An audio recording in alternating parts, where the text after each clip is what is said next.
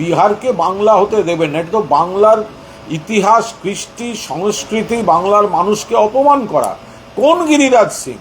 যে গিরিরাজ সিং এখানে 100 দিনের কাজ করিয়ে টাকা দেন না, কেন্দ্রের বকেয়া বাংলার অধিকার বাংলাকে দেওয়া হয় না, সেই গিরিরাজ সিং, যিনি অভিষেক ব্যানার্জির নেতৃত্বে প্রতিনিধি দল দেখা করতে গেলে কার্যত পালিয়ে বেড়ান, সেই গিরিরাজ সিং। গিরিরাজ সিং বাংলাকে অপমান করেছেন, এর জবাব গিরিরাজ সিং পাবেন। বিহারকে বাংলা হতে দেবেন না। এটা একটা বাংলাকে, বাংলার ইতিহাস, বাংলার সংস্কৃতি, বাংলার সাফল্য এখনো আজ পর্যন্ত, এই মুহূর্ত পর্যন্ত কৃষি থেকে বহু ক্ষেত্রে শিল্প, মাঝারি শিল্প, বড় শিল্প, কুটির শিল্প, স্বনির্ভরতা, মহিলা শিল্পোদ্যোগী, সবেতে বাংলা এগিয়ে।